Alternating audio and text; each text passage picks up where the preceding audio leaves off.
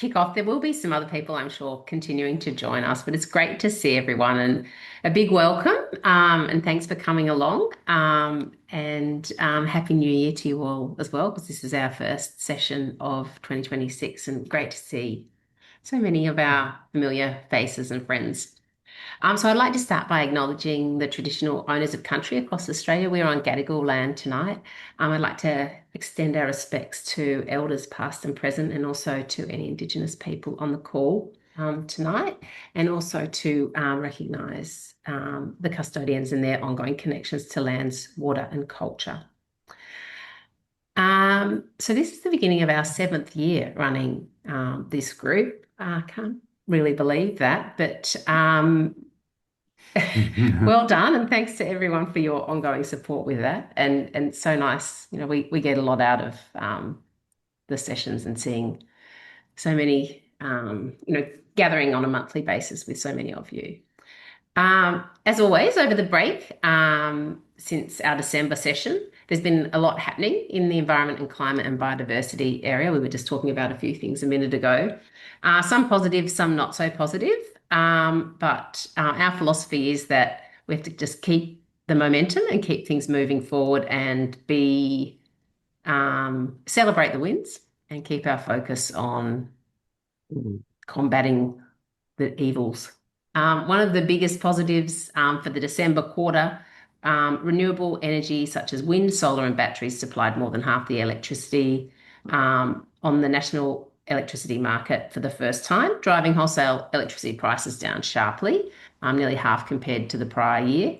And at the same time, coal and gas output hit multi-year lows. Battery discharge nearly tripled and emissions fell, prompting the Australian Energy Market Operator, AEMO, to call it a landmark moment for the grid. So we're very pleased to see that. This evening, we've got a great session entitled The Critical Minerals Boom and Green Politics, How to Save the Climate Without Sacrificing Biodiversity. Very unfortunately, one of our speakers is not well enough to join us. So we're sorry that Leanne Sinclair won't be presenting tonight, and we'll try to reschedule her presentation. She's the chair of the Mineral Policy Institute, and also a research fellow in the School of Geography at the University of Sydney, and an expert in critical minerals. So we're sorry about that, but we are absolutely delighted that Monica Richter is with us, our other speaker. Monica is the Senior Manager of the Low Carbon Futures at WWF Australia. And she's focused on positive change in corporate behaviour around climate and energy. She's an economist and a social ecologist with extensive experience in environmental and climate policy advocacy, among many other achievements. She's focused on science-based targets and zero carbon solutions. She started a number of initiatives recently, including the Business Renewables Centre, the Minerals and Embodied Carbon Leaders Alliance, which is a community of practice for science-based targets in Australia.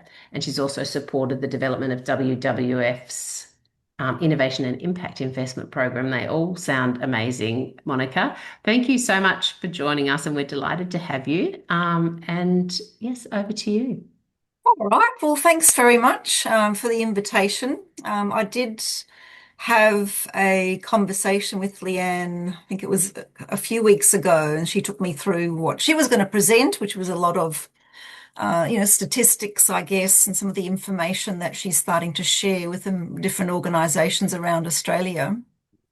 And I haven't prepared a presentation. I've got a couple of slides if we go in that direction, but I thought it would be good for me to sort of share some of my notes with you. So I guess I cut my teeth on climate and energy and mining and minerals and big business when I joined Greenpeace in 1998, 99. And I'll give you some sense of my journey, because you're professionals in climate action.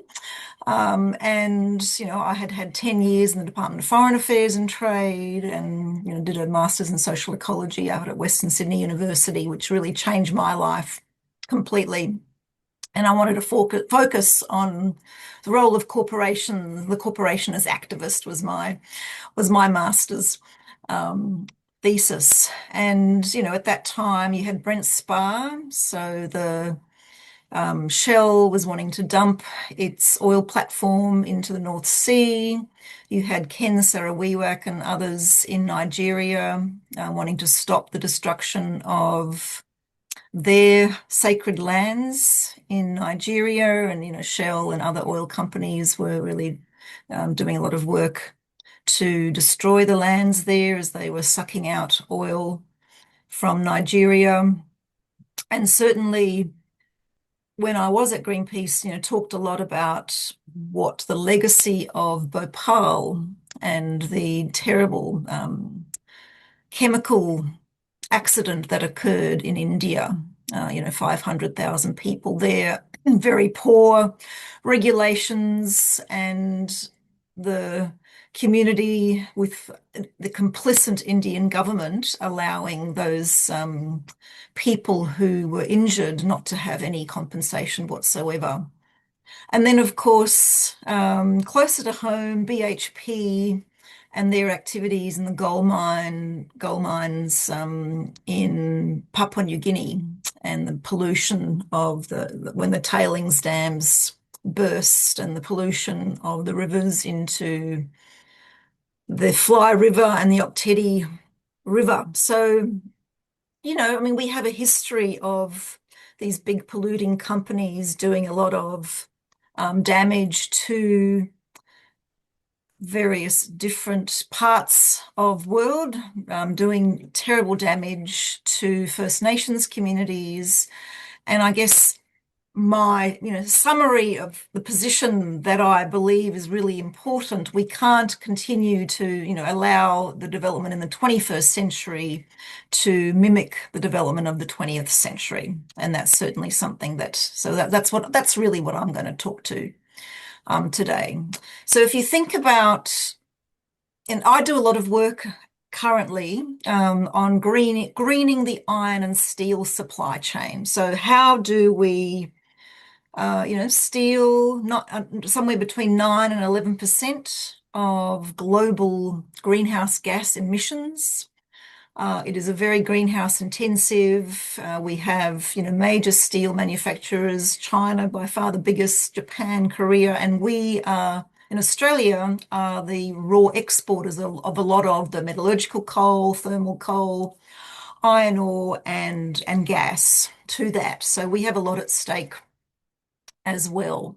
And if we're, greening the iron and steel supply chain, a lot of that would require the decoupling of the iron and steel production, and looking to, for Australia to onshore the iron making and to sell the green iron pellets to our trading partners to do that. And we could do that across the whole world with those different trade corridors and the different providers of the iron ore. So it's the sort of the work that I'm sort of really engaged in quite deeply.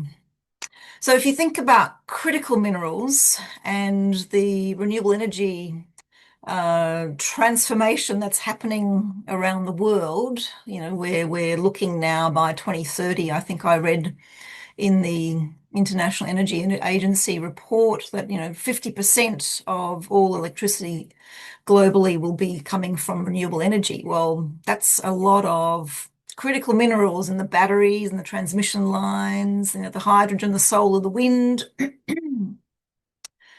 Electric vehicles need something like 6 to 10 times more critical mineral input than petrol cars, including, lithium batteries, magnets, and copper wiring. And if you think about wind turbines, a huge amount of rare earth magnets go into each turbine, which is why the geopolitics, of course, is highly engaged in trying to secure these. So, we also know that there's been a massive increase in energy consumption. Australia is not immune to that. Data centers, advanced manufacturing, it's having a boom, and so we are going to see an increase in renewable energy at a time when we need to transition to clean, renewable energy. What at the same time, if we don't address the reduction in consumption more generally, then we are not going to meet the critical targets that we set for ourselves, and we're certainly not going to keep warming to 1.5 degrees. And I'm happy to come back and discuss that in more detail. So, I'm sure you're all aware of the geopolitics and the US processes around, them trying to store, these essential critical minerals for themselves, and using their Export-Import Bank to be able to finance the storing of that, and the sort of the competition and the hegemony between China and the US. And for Australia, really our future prosperity and our security and our regional influence really needs to be focused on collectively helping the world, and particularly our region, to decarbonize. We can't do it alone, and we need to be thinking about how we do it cooperatively together. So, we have an international mining and metals program. We have a small team of people who's looking at that across the globe. And, essentially mining, we don't believe that mining can ever be sustainable. Minerals, they're finite. Once they're gone, they're gone. We can reuse and try and repurpose some of those, but really when we talk about mining, we have to be talking about mining being as responsible as possible, not as not in any other way, because I think it's really important to be honest and how we frame it, so that we don't end up being part of the problem around potential greenwashing. So, as I've said, we know that mining and metals is going to be really important as we transition to a clean energy future. In the short term, that this will increase demand for certain minerals. But we do have to ensure that the transition has strong environmental and social guardrails. And for us in Australia in particular, First Nations communities, where the majority of these critical minerals, metals are, need to be directly involved in not just negotiations around land access, but also how you create true benefit sharing and co-ownership models for success.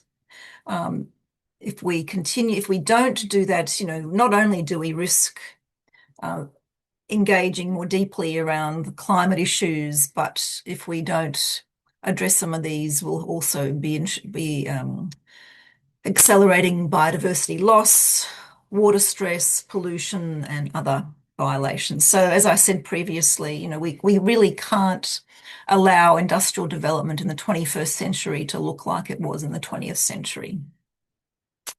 So I guess, how does one go about doing that? I think one needs to put in place certain guardrails around protected and conserved areas, and really addressing those critical ecosystems and water systems. I mean, we're fortunate that we are on the other side of the EPBC, Environmental Protection and Biodiversity Act, and some of those reforms. There's a lot more work to do. We have to be setting up the various institutions that underpin good practice. And I guess the proof of the pudding will be in the eating in some of these next few years, as the EPBC new act is tested for ensuring that it does protect some of those critical ecosystems, and in particular for ensuring that free, prior and informed consent is given to Indigenous communities who need to be part of that benefit sharing. I guess the other point I wanted to make as we think about what this kind of responsible mining process looks like is really it has to fall under a strict science-based mitigation hierarchy. So, when we talk about that, how do we think about it? First, we talk about how do you avoid the impacts in the first place, minimize what you can avoid, restore ecosystems and species where possible, and then compensation or offset residual damage as a last resort. So I think that's, as we come to talk about, well, how do you avoid the impacts? And I think that circular economy piece is, fundamental to it. I certainly know in the conversations we're starting to have in Western Australia, that I think there's more attention being paid to thinking about these issues than there probably was a few years ago. And of course, for mining companies, really there should be a minimum expectation that they set science-based net zero targets and ensure that within their own value chain that they are eliminating their emissions. When they start to look at what their nature footprint is, I think that it's really important to be understanding that, mining companies are never going to be nature positive in the sense that they'll be, what do we mean by nature positive? Repairing, restoring, and then regenerating what has been lost. But I think that they can go some way towards achieving that process over time. So, it's really at a minimum we expect the repair and restoration, and certainly no net loss, which is what we think is really important to negotiate upfront in the process of mining these critical minerals. And, also how you think about what that ecosystem restoration is. For those have travelled to different mining sites where there has been rehabilitation, if, often a place can be restored reasonably well if there's enough money put aside at the very beginning on the balance sheet to be able to do that. And I think it's really important to ensure that those negotiations do occur at the very beginning of any sort of mining projects for these issues. I mean, one of the critical areas I think we don't pay enough attention to is water, access to water, how mining companies affect, entire catchments and river systems, what and how they draw on groundwater, what they do about access to the water, and guarantees for not polluting the groundwater or having some kind of circular system that prevents them from accessing the water in those areas. And I think that's where opportunities around innovative technologies should come into it as well. And certainly I know for data centers they are very, very, very hungry water consumers because they're having to cool, you use the water to cool down the mechanical plant, and that some of the developers in Australia are starting to look at closed water systems for their data centers. So, there are ways and means where innovation can occur here. And yeah, just coming back to the point that we need to see a human rights-based approach across the entire life cycle. So when we talk about green iron making in Australia, we talk about true green. It's not just the green electrons and the green hydrogen. It's actually how do we look at making sure that nature impacts are minimised and added to, and that First Nations communities have a voice in negotiating what the good and fair outcomes for them, both the benefit sharing of jobs as well as potential for co-ownership where that's possible. And we know in the Kimberley, there's an example that with the renewable energy project up there, and Anne, I'm sure that you can talk to that if you want to, that there's opportunities for ensuring that First Nations communities have an ongoing right to be participating in that. So I guess we really talk about responsible mining. Responsible mining alone is not enough, and the Australian government launched, or the Productivity Commission, sorry, launched their report on a circular economy at the end of last year. I think it came out on the 18th or 19th of December. And, there's recommendations in a previous report that was put up by an expert panel that we should be setting targets to double Australia's circularity. Don't get too excited. We're about 4% circular.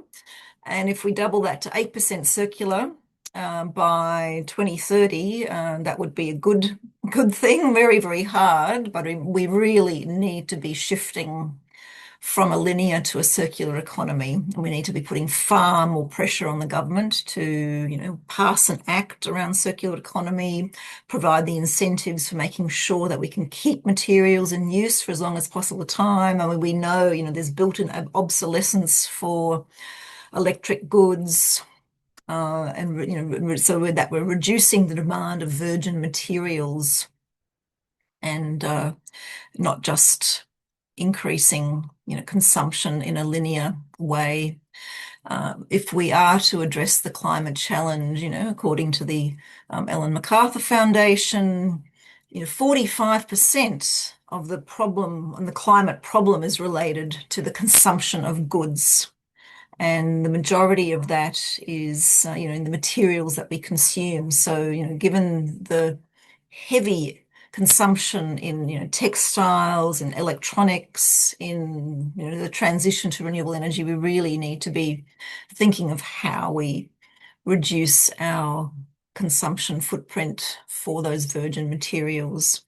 And, part of, if you think about it from where are the key levers of change across the supply chain and who can have the most influence? I mean, obviously, financial institutions can start to do that by directing the companies that they invest in, or the advisors that they used, companies that they invest in, to start into better integrating the climate and nature transition plans, asking those questions, particularly of mining related companies, through that disclosure, transition planning, target setting, product developer. And so I guess, Australia, we would consider ourselves to be a high integrity supplier of raw materials. We are one of the centres for critical minerals, and as we as an economy start to move from this extraction to green metals and green commodities, the Future Made in Australia Act is intended for us to do that. We have to shift from being an exporter of raw fossil fuels to being a more sophisticated value-added exporter of these green metals. We can't do so without actually also driving a more circular economy that helps to reduce the impact and the footprint on nature itself, and does it in a way that is kind of fair and reasonable across all regional communities that are impacted. So, I'll share a few slides, a couple of slides, just so you've got some idea here of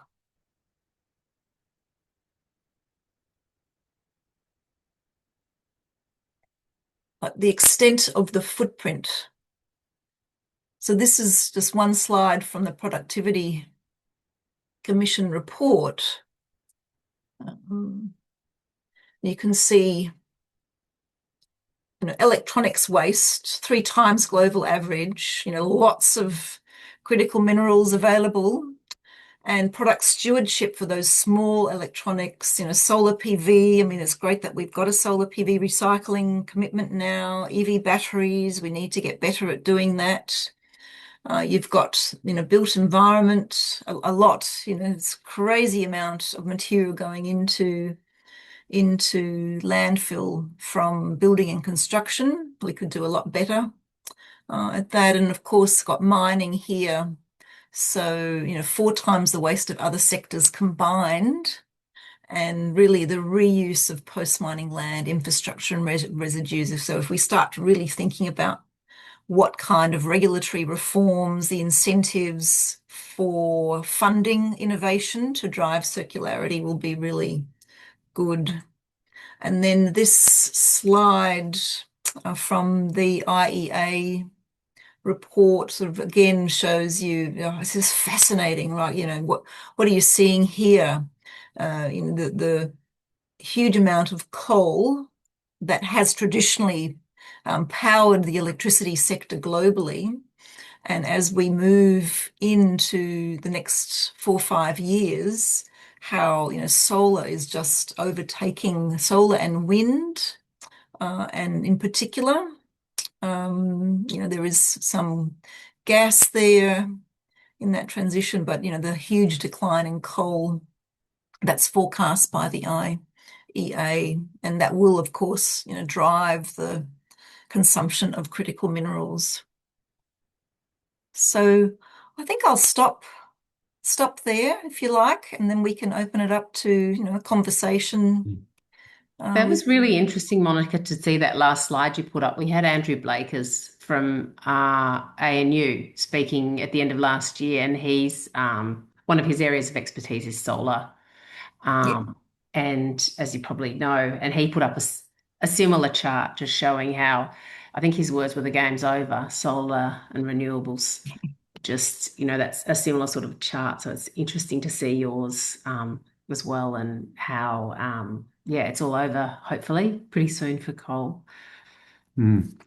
Yeah, and so if you have any questions, just pop them in the chat or pop your hand up, and we'll come to those. We've got a few in there already. Monica, can I just ask, in terms that slide about the circular economy? I mean, looking forward, what's next in terms of how does that, what does that look like over the next year or two in terms of what needs to happen for that to On circular economy? yeah. Well, there is a few things. There are a group of business industry organisations. I'm working, the Green Building Council of Australia. You've got Circular Australia.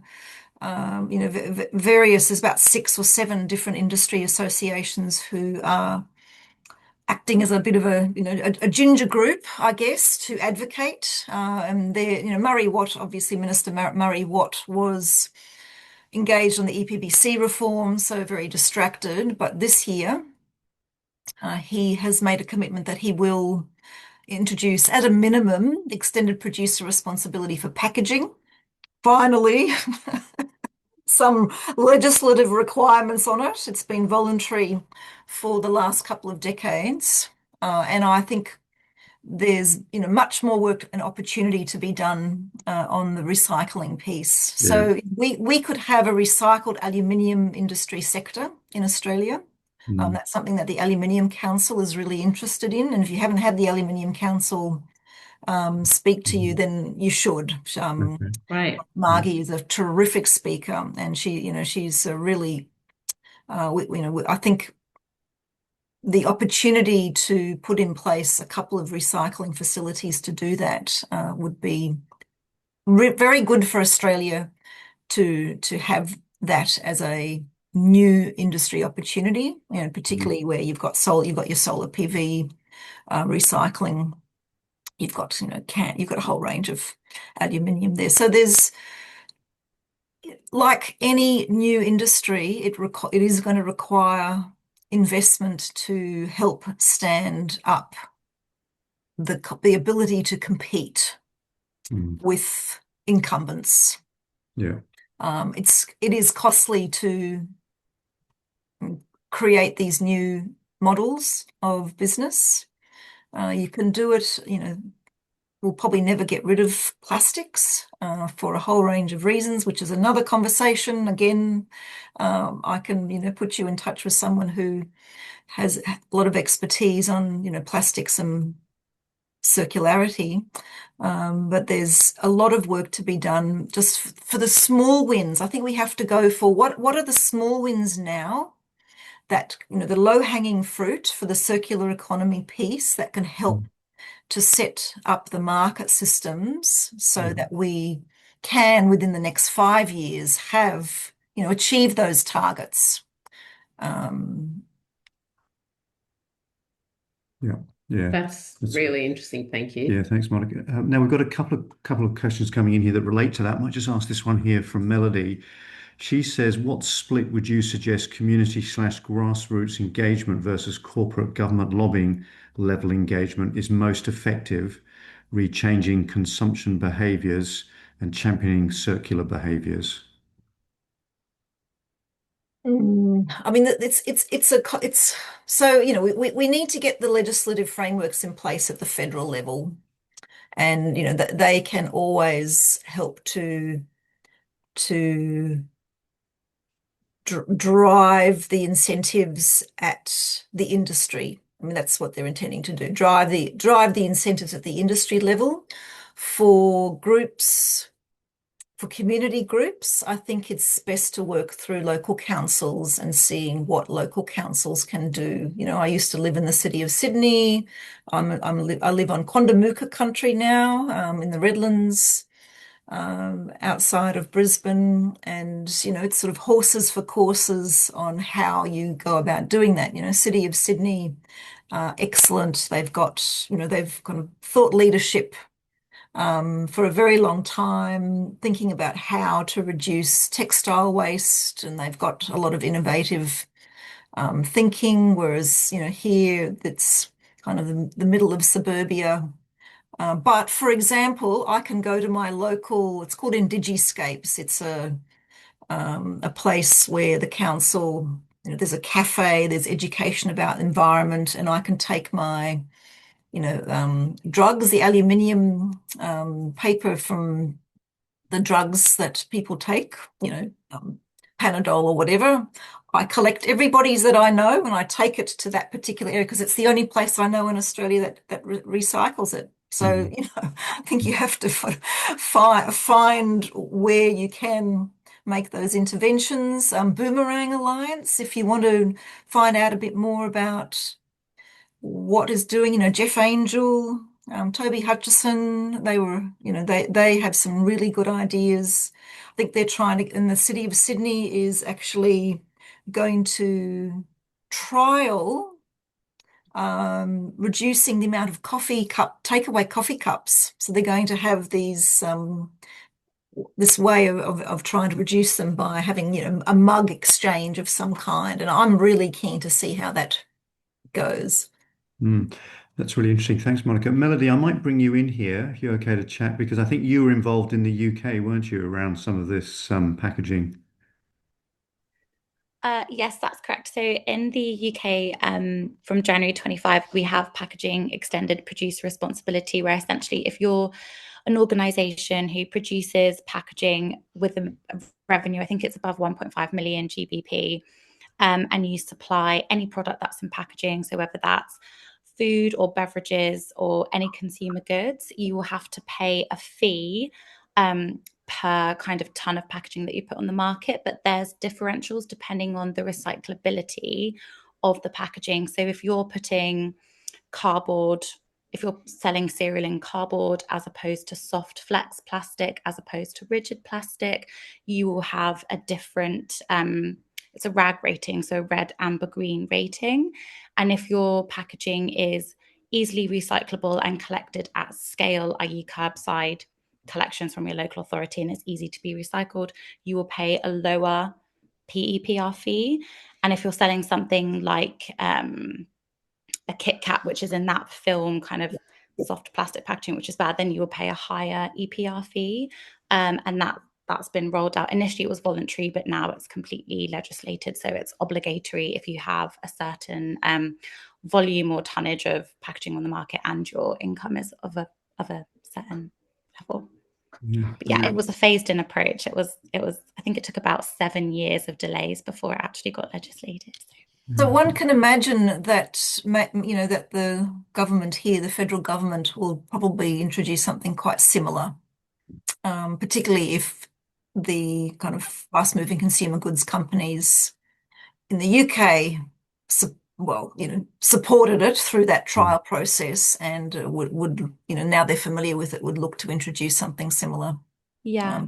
To I that. think it might be slightly more challenging to implement something in Australia because you have different states and territories with different Yes. recycling infrastructure. So we're implementing something called the deposit return system in the UK at the moment, and it's really difficult in terms of that cross-border supply of goods, where Wales has a completely different infrastructure set up to England, for example. And I think Oz is a bit more diverse because your topography is so much bigger. So in terms of cohesion, it might be slightly more challenging, but definitely not impossible, and lots of lessons to be learned from the UK as well. Yeah, that's Thanks, fantastic. Melody. Thanks, Melody. That's great. Yeah, thanks for joining. Monica, I might just ask you this one as well. So James has said, firstly, thanks for all the great work you're doing, but also looking into biochar as a drop-in replacement for metallurgical coal. Have you got any comments on that? Well, I think, it's an innovative opportunity to reduce the emissions for steel making, other definitely support that. I guess the question always is, where is the source of the biochar coming from? Can you just explain what biochar is? Well, it's a charcoal, isn't it? It's you can use it from the woody waste in the forestry industry, woody waste from the wheat chaff, Okay. I'm guessing, and other sort of it's a waste product from the agricultural sector. So James, you can correct me if you want to. And that gets turned into a very high value charcoal, which, it can be used for many things. It can be used for soil restoration, where there is depleted soil, and, as well as a reuse or alternative to metallurgical coal. And I guess, we don't have an infinite supply of these products. And I think part of the circularity story is to think about what is the highest use value for these precious commodities.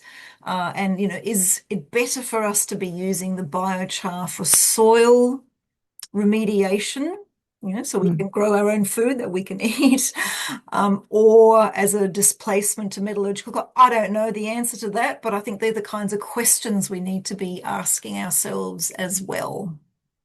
Yeah, thanks, That's Monica. so interesting. Yeah, it really is.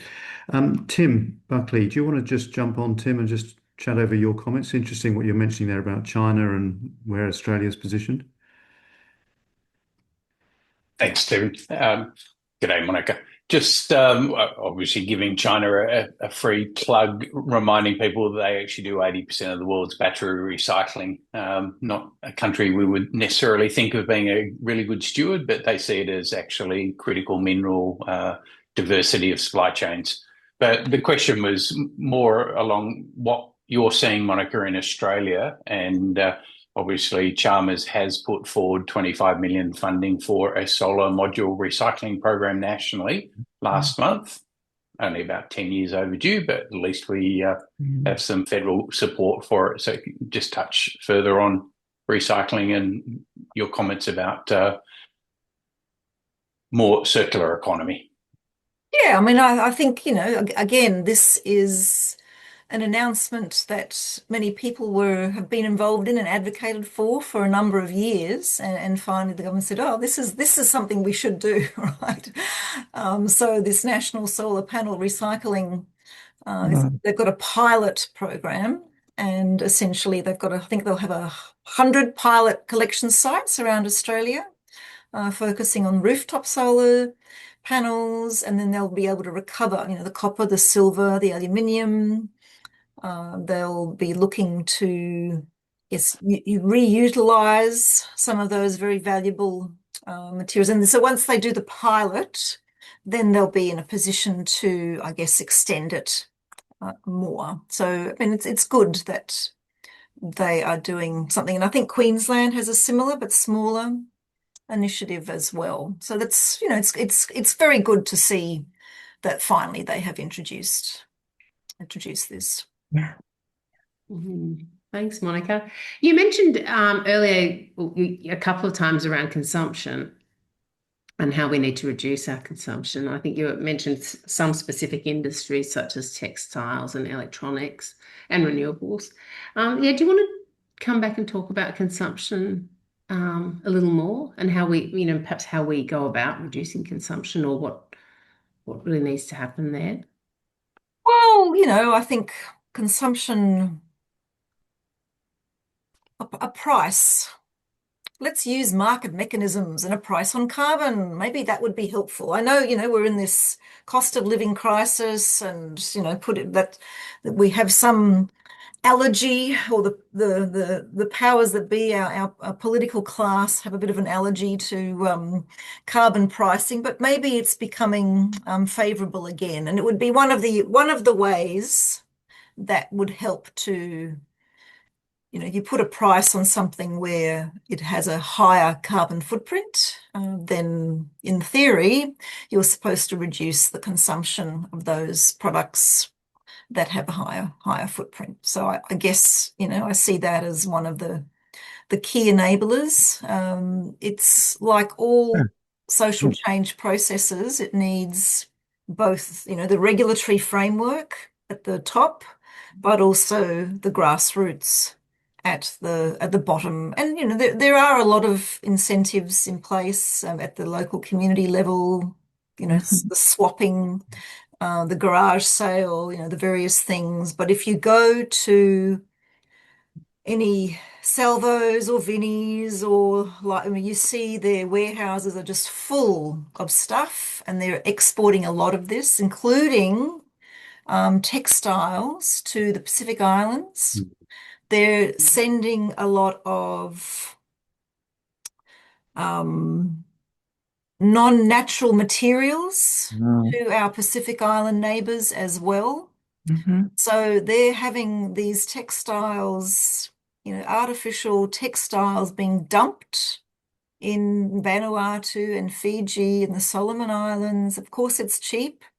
But they've got no way to deal with it as a waste product. So you're seeing a reduction in the quality of the textiles and clothing that's going overseas, but it's all polyester.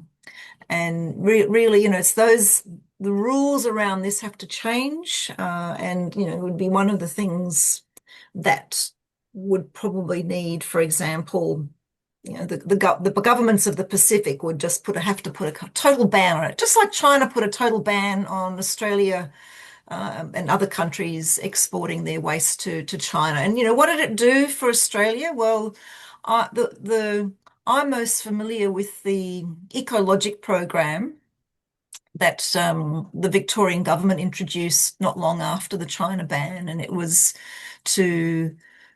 there was a requirement by any infrastructure developers in Victoria, and we're talking about, health, housing, any of the big transport infrastructure projects, to use recycled materials in the projects that they were rolling out. The government took some of the risk. So, they didn't land the risk of recycled materials on the project developers. The government put in place a process so that they would carry some of that risk and therefore some of the cost. But it was a really successful, very well thought through program. And, now the Infrastructure New South Wales, New South Wales EPA, Environment Protection Agency, are looking to do something similar as well. So, I think the carrots and sticks are good. The New South Wales EPA are also looking to introduce this into, a requirement for infrastructure and other development agencies in New South Wales. But there's quite a lot of resistance, and the resistance is lack of that I guess lack of expertise, lack of knowledge, concern about risk. Who carries the risk if you're, using these recycled plastics, mostly plastic materials, that, somehow there's a failure in the various different infrastructure. So they have to overcome, or whether it's going to cost more, whether there's a demand for, or whether there's a supply for it. All of those difficult parts of the challenge that need to be addressed as you're trying to drive new markets, which is what I've been doing around the MECLA Materials and Embodied Carbon Leaders Alliance work for some time. So interesting, Monica. I love the way I can see the economist in you when you're talking about various different approaches and solutions. Terrific. I was just going to ask one more question about the nature positive and biodiversity. I mean, how hopeful are you about? I mean, we've got so many species at risk or critically endangered. How sort of where do you sit in terms of sort of hope on that side of things? Oh, well, I'm an eternal optimist at the ability of humans to come together, particularly when, and fight for the right for other species and nature to have a voice. Why I do what I do. But from a practical point of view, so WWF UK is working with the UK government, who are developing a series of sectoral plans for nature. So just as we've done sectoral plans for climate, the federal government's got they're high level plans, there's not enough detail, more work needs to be done, all of that. But essentially, if we're going to achieve those targets, each of those 6 industrial sectors need to have a climate plan in place, and how you then work towards your 2035 target. The UK government is working on these sectoral decarbonisation plans. They've got no net gain policies in place, and we're wanting to actually do some advocacy to bring that to Australia, particularly because the international standard setting kind of reporting framework now has embodied the nature piece into its expectations for accounting. So once you've got it in the accounting and you've got the financial institutions going to be, looking at how the climate and nature pieces are being reported against, it is, there's an incentive for governments to start setting that in place as an expectation. So, I can imagine organisations like ASFI, the Sustainable Finance Initiative, will start to put in place a taxonomy for, nature positive for the different sectors, as they did for climate. One can imagine that, Treasury will start to embody that within their expectations and setting for the work that they undertake. You've got, financial institutions who are already looking at nature risk because it's a risk to them. Biodiversity collapse, bees gone, no food. I mean, it's pretty simple. These things are pretty simple.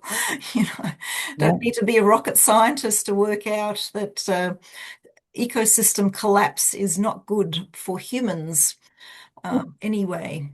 So yeah, I mean, I think we just need to, so there will be a process to embody nature positive, but we have to start looking at repairing the land. And I guess one of the things that I've observed in the work that I do is a very, I feel in a very privileged position that we have so many people, First Nations people in this country, 60,000 years, of lived experience, caring for country, who always, step up and want to share their knowledge with a very open heart on how we care for country at a place-based level. I mean, it's just gobsmacking what we have the privilege here to be able to learn. So if we, if the people who, where you work, the people you work with are able to embrace the amazing leaders in our various First Nations communities around Australia, and we learn from, we listen, we stop and listen, and we learn how to care for country, then we might actually make it through. But if we continue to do what we've always done, it's not going to happen. So anyway, there you go. Thank you, Monica. Thanks for saying that. That's fabulous. Yeah, totally agree. Caroline? Yeah, absolutely. Yeah. And I'll just make a comment there. Melody's put a couple of really good books in the chat. People might want to have a look at those as well. A final question for you, Monica. So in a couple of weeks' time, we've got the Nature Conservation Business Breakfast in Sydney, which is an annual business breakfast, and it's always really good. This year we've got Chris Bowen and Matt Keane both speaking. So we've got an opportunity to, make sure we get certain questions asked. Any advice from you? What sort of question, have you got one or two questions that we should be asking them at that function? Well, I mean, Chris Bowen, he's a believer. Yeah. I think, he's on our side. I think he's fighting the good fight in cabinet. And there's a lot of distraction for various different reasons on various different issues there. I have heard that DQ are disbanding some of the programs for this between us. So I think some questions need to be asked of him on what the intention of the government is around these sectoral decarbonisation plans, and that more pressure, we need to find ways to put more pressure on the government to be delivering on what they've promised. Otherwise, we have no hope in Hades to get to 62%, let alone 70%. We should be aiming for 70% by 2035, and we're not doing the work. So I think a question around how the government is responding, the level of coordination, the level of detail in the sectoral plans. Are they going to be reporting back to Parliament on those level of detail of those sectoral plans? To me, that would be a really important and insightful there. So that's kind of one. Matt Keane,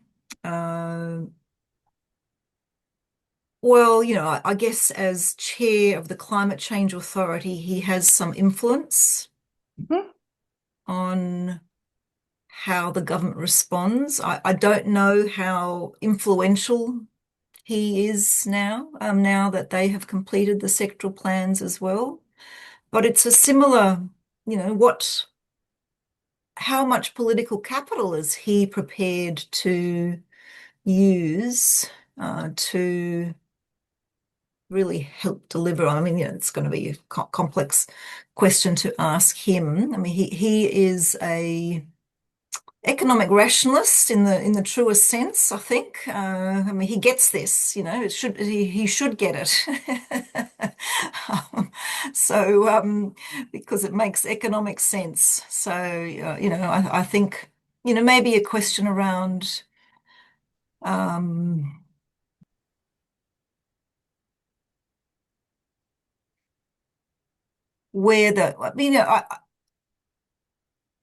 well, it's probably beyond his pay grade, but anyway, yeah. Well, what has James said? Something about a carbon price. I think James has got a good suggestion to come and work this up, because it will be a pivotal moment. I mean, I didn't realize that there was a circular economy report out there, but just seems so crazy in terms of, as Indigenous people, this is the economy we had before the white folk turned up. But the point being is one of the big issues, and this is where I'm very interested in with the mineral sands, is one of the big things is we have given away oil and gas in this country for the last 20 years for free. There is no export tax on this. This illusion of cost of living, there's plenty of money, it's just trickling offshore. It's not coming down to the social good and to our people. So this is sort of one of the things. Some of the things is looking at the so-called green, clean technology and realizing it's not so clean and it's not so green. And, one of the things you're mentioning is what's the cost burden of these projects? Like, we haven't in this country gone, oh, this is where our prime agriculture is, let's look after that. This is where we can get critical minerals from, let's sort of slowly. It's just like open slather, rape and pillage, and wherever you can get in, because this is really not about wealth creation for our country. So I'd be really careful and cautious in terms of what sort of export tax is going to be put on lithium, given we are so in bed with the USA and have committed and bonded ourselves to producing this resource for them. So I think these are some of the bigger questions that we as Australians need to be asking ourselves in terms of where is our government taking us, because there seriously is plenty of money. It's just not trickling down to social good and to the benefit. So I get really nervous. One, someone said to me last year, would you talk to the big CEOs of Rio around the world? And I said, what would I say to them? But I did have a conversation because part of my process is also unlearning. The point I'm making is that we really need to be keeping our governments accountable. And I'm just watching what's happening in the US, because not only have we just said yes to more oil and gas in the Pilbara, we're saying it to the Kimberley, and the Pilbara has been dewatered.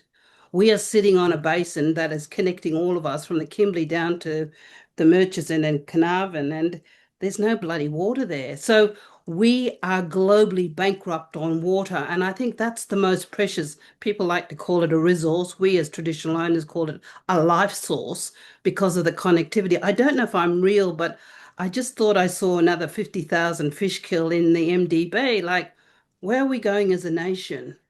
Where are we going with good governance and leadership?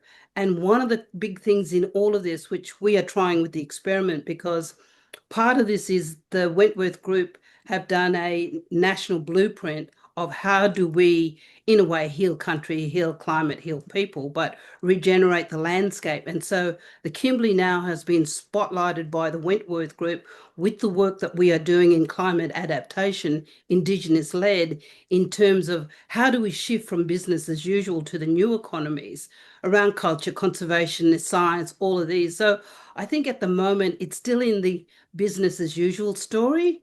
And as I said, when I quickly jumped on, we are about to frack the Kimberley. This is a globally unique place that you will not find species, as my son says in the series, anywhere else on the planet. So what we need to do as a nation is also think about where are the incentive zones for new economies? Where do we have business as usual? And how do we start to look at, before we actually rape the site of where we're going, what's the cost benefit of looking at the new economies as opposed to either critical minerals, oil and gas, or whatever?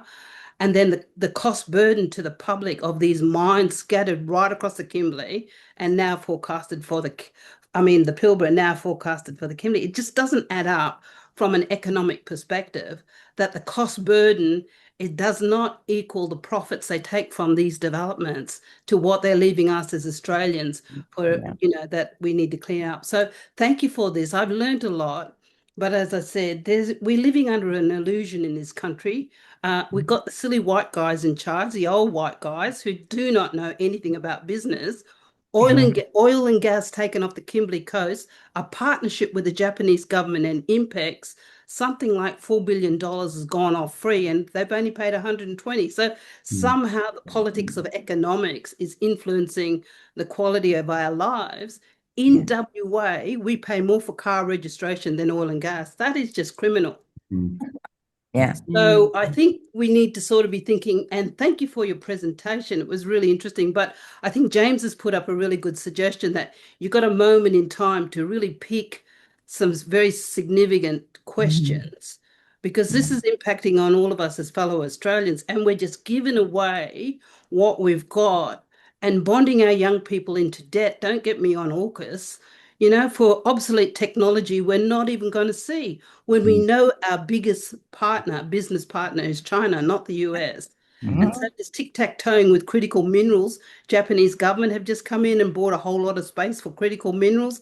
So we just need to have a conversation about how do we have benefit sharing? What does it look like for the greater good of all of us? Because seriously, what I've seen in the Pilbara, and I'll stop now, no wealth has come back to Indigenous people, where they are still living in abject poverty. So this illusion, we've got to get the modelling right, but there's plenty of money. It's just not going to the people. It's trickling offshore. And that's the sort of conversation we need to have.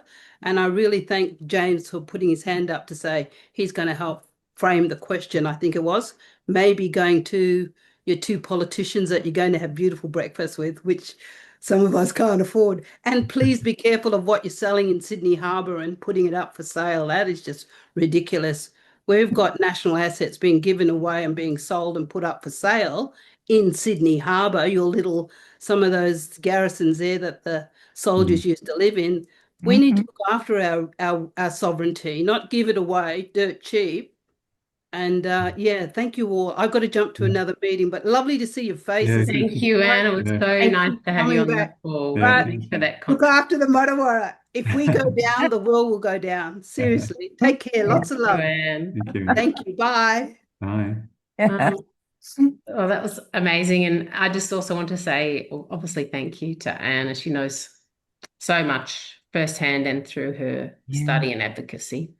But also thank you to Monica. What a terrific session tonight it's been. I've learned a lot. And I know that there's been a lot of people engaged and making comments. So we really appreciate your time. Sharing your wealth of knowledge. Thank you, Monica. Oh, no problem. Can I go now? Is that you're welcome to stay or head off. Yeah, of course. All right, lovely to see you. Okay. Thanks, Monica. Thanks a lot. I'm on LinkedIn, so find me if you want to have a further conversation. I'll talk Will to do. Will do. Thanks a lot. you. Bye. Just a couple of things before we wind up. Next session is on Monday, the 9th of March. It's going to be held during Climate Action Week in Sydney, and it's listed on the Core Sydney website if you're interested, or you'd like to help promote. We'll share the link around. The speakers, Professor Ollie Jay, who's a professor at Sydney Uni. He is a co-author of the Heat and Health report that The Lancet produced at the end of last year. He's going to be sharing his findings from that report and the latest science on heat and human health and the recommended priorities to enable a healthy, thriving future. And the Lancet, many of you would know, is one of the world's most respected medical journals, and he was a co-author of that report. And I would also encourage you to have a look at the Core, if you're in Sydney, to have a look at the Core Sydney website, because there's a ton of amazing sessions on that week commencing the 9th of March. There's so much on. Some's online, some's in person. And also just to mention again, I've put the details in the chat for the Nature Conservation Council breakfast on the 25th of February. It's an annual event. The topic's creating a climate of opportunity, what's next for business and the transition. And as we've been talking, we'll have Chris Bowen and Matt Keane there, and moderated by Joe Taranto, who's a presenter and sustainability speaker, some of you might know. It's also helping to support the work of the NCC. And so we'll send a link around for that as well. I think that's it. Yeah. But thanks everyone for coming along. Great to see you. Great to see everyone. Thanks.